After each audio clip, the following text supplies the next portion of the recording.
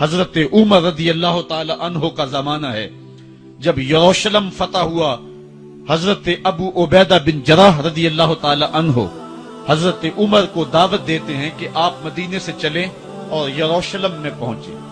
حضرت عمر مدینے سے چلتے ہیں. کتنا بڑا قافلہ لے کر کے, کتنا پروٹوکول ہے. حضرت عمر اکیلے اور ساتھ ایک غلام اور اونٹ بھی ایک, باری باری سوار ہوتے ہیں. کبھی غلام سوار ہوتا ہے, کبھی عمر سوار ہوتا ہے. حکمران تو وہ تھے لوگوں کی دہلیز پہ امن دینے والے, لوگوں کی چوکھٹ پہ جو ہیں وہ نور بانٹنے والے.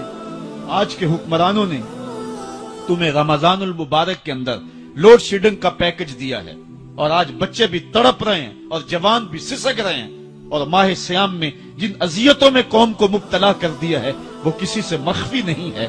اور تمہیں میں حضرت عمر کی کہانی سناؤں.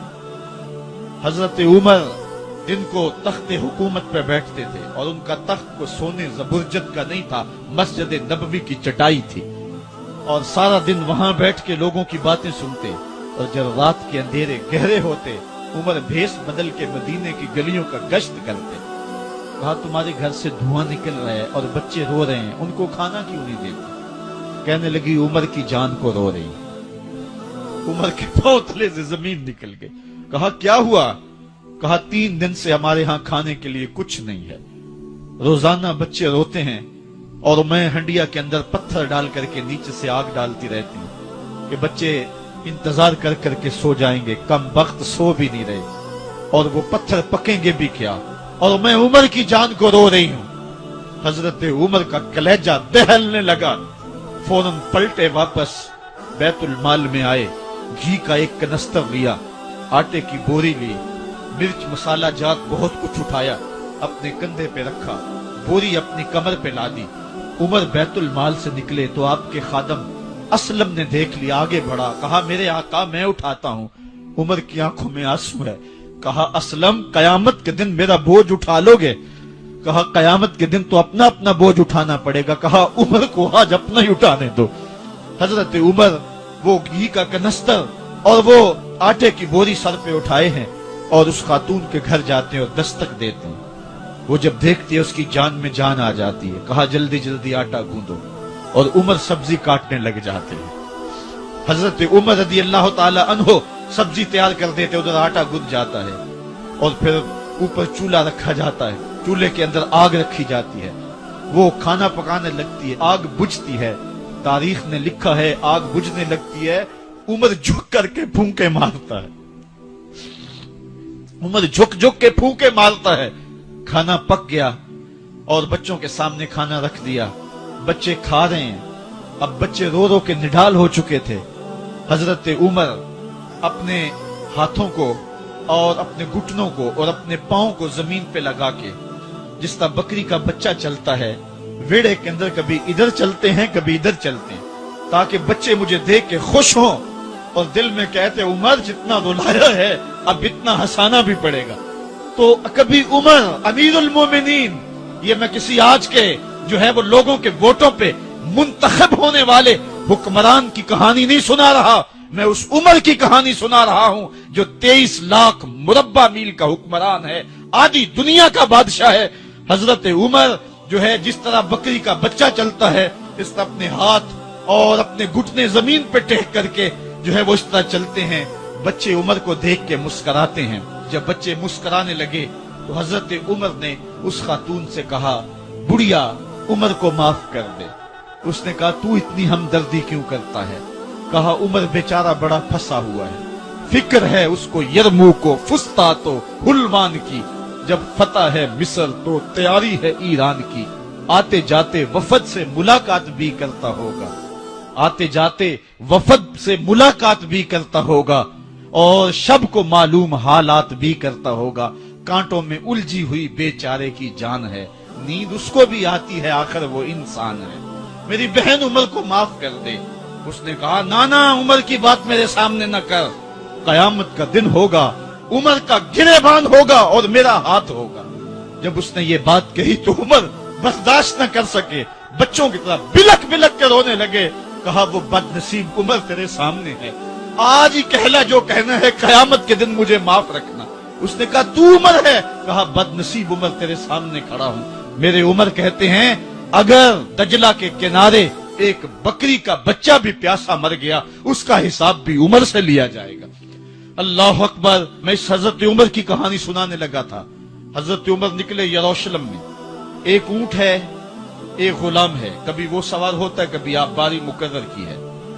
جب قریب پہنچے یروشلم کے تو عمر کی باری نکیل پکڑنے اور غلام کی باری اوپر سوار ہونے کی آ گئی۔ غلام نے کہا آقا میں مرضی سے اپنی باری چھوڑتا ہوں، آپ آ جائیں، دشمنوں کے مفتوحہ علاقے میں آ رہے ہیں، تازہ تازہ علاقہ فتح ہوا ہے، اسلام کی شان و شوکت ظاہر ہو۔ عمر نے کہا اسلام کی شان و شوکت ایسے ظاہر نہیں ہوتی ہے، اپنی باری پہ تم بیٹھو گے، اپنی باری پہ میں بیٹھوں گا۔ لوگ منتظر کھڑے ہیں۔ دور سے جب دیکھا کہا اس کی ہیبت سے کانپتے تھے ہم، یہ تو کوئی حبشی لگتا ہے، رنگ کالا ہے، ہونٹ موٹے ہیں، اس سے تو زیادہ حسین اس کا غلام ہے جو آگے آگے چل رہا ہے۔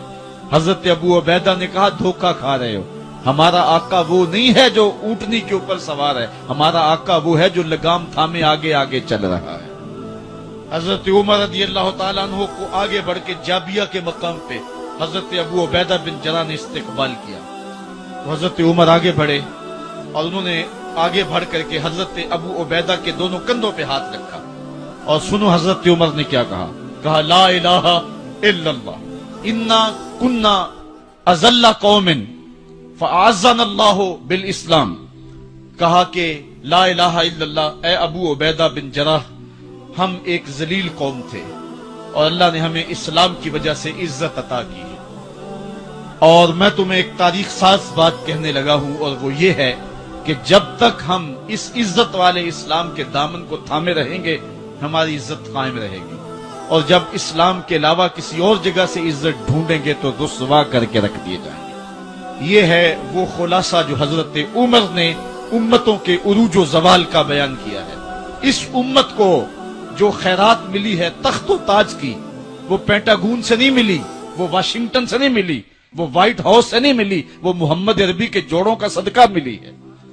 اس لیے جب ہم نے اسلام سے انحراف کیا پاکستان حاصل کیا گیا تھا۔ پاکستان کا مطلب کیا؟ لا الہ الا اللہ۔ ہم نے اس نعرے کو چھوڑ دیا ہوا ہے، ہم نے انحراف کر دیا ہے۔ آج ہماری نظریں مغرب کی طرف لگی ہے کہ تخت و تاج اس سے نصیب ہوتے ہیں اور دنیا کے اوپر ہم رسوا ہو کے رہ گئے۔